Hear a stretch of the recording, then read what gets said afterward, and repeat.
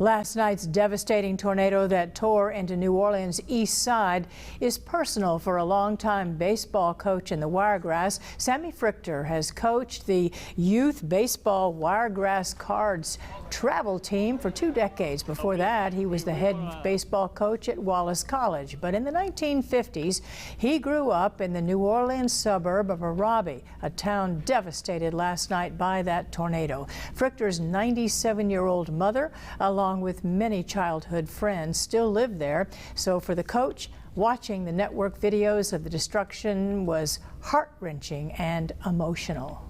Everybody I knew down there, you know, we still got 7 or 8 guys that are still living that we all played ball together, and we lived in Arabi and Chalmette. And, you know, I'm still hurt.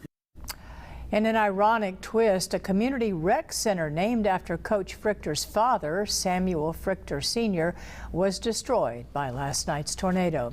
In western Alabama, in Baldwin County, storms brought strong winds and heavy flooding to that area. A confirmed tornado touched down in central Baldwin County in Mobile. Hale County's EMA reported at least 20 homes were damaged over the course of the storms, and a trail of damage was left this morning as crews